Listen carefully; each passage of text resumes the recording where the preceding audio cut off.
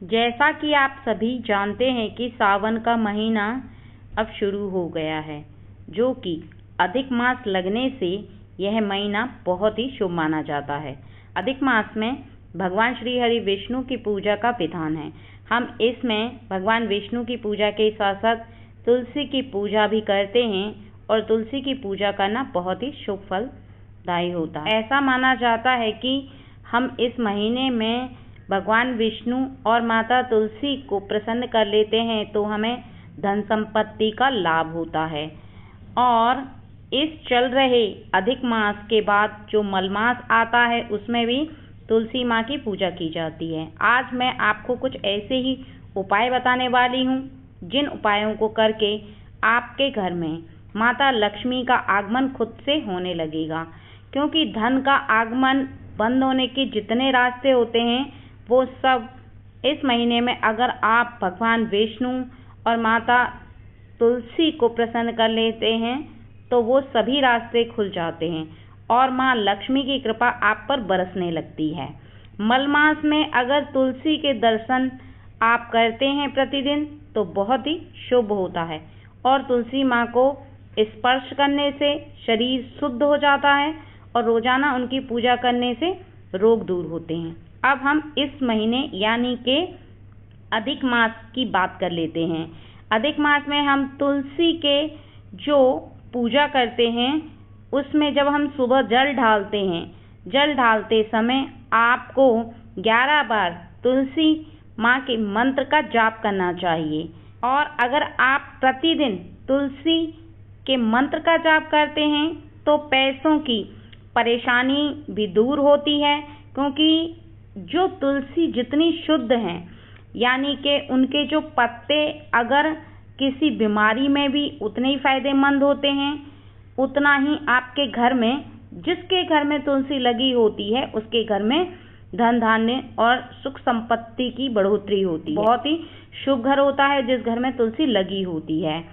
तो ऐसे में अगर आप तुलसी के जो मंत्र हैं उनका उच्चारण करते हैं तो उनके मंत्र का जो एक एक शब्द है वो आपके घर में पूरी तरह से आपके घर को शुद्ध कर देता है। और इसके साथ ही आपको तुलसी के जो पत्ते होते हैं या तो वो ले लीजिए या आप उनके बीज भी ले सकते हैं। इनके पत्ते और बीज या तो दोनों को ले लें या केवल पत्ते ले लें, जैसे भी आपको मिले वैसे ले लें। मतलब आपको 7 पत्ते इसमें लेने हैं और 7 पत्ते लेकर के आप एक लाल कपड़ा लें, ज़्यादा बड़ा ना हो कपड़ा, छोटा सा कपड़ा हो, उसके अंदर इन पत्तों को रख लें और फिर आप किसी भी दिन कर सकते हैं ये, आप अपने घर की किसी भी तिजोरी वाली जगह में इसको रख दें। यानी कि आप जहाँ पर पैसे रखते हैं, आप तिजोरी में रखते हैं, अलमारी में रखते हैं, पर्स में रखते हैं, कोई अलग सा पर्स है आपके घर में जहाँ आप अलग पर्स में रखते हैं, जो आप हमेशा अपने साथ रखते हैं उस पर्स में मत रखिएगा। जो आप अपने घर में जिस भी जगह पर पैसे रखते हैं उसमें रख दें। और दूसरा, वहाँ आप घर की जो मुख्य द्वार है उसमें आप शाम को दीपक जलाएं।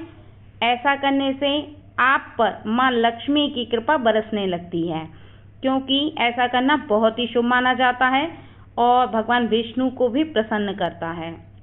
इसके साथ जब आप जल के लोटे को तुलसी में डालने जाते हैं तो आपको इसमें थोड़ा सा मीठा मिलाना है। मीठा मिलाने का अर्थ है कि आप चाहें तो आप चीनी के दाने मिलाएं, लेकिन आपको चीनी के दाने मिलाने से अच्छा है आप गन्ने का रस मिलाएं और फिर इसे हाथ में रखकर अपने गोत्र का नाम लें। यानी कि आपका जो गोत्र है उसका नाम लेते हुए आप 7 बार तुलसी के परिक्रमा करें और इस जल को चढ़ाएं।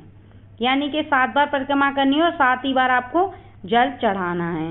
ये ऐसा करना बहुत ही शुभ माना जाता है और तुलसी माता की कृपा आप पर बरसती है। आपके जो संकट होते हैं वो दूर हो जाते हैं, जो परेशानियां होती हैं वो तुलसी माता की कृपा से आपकी दूर होती हैं।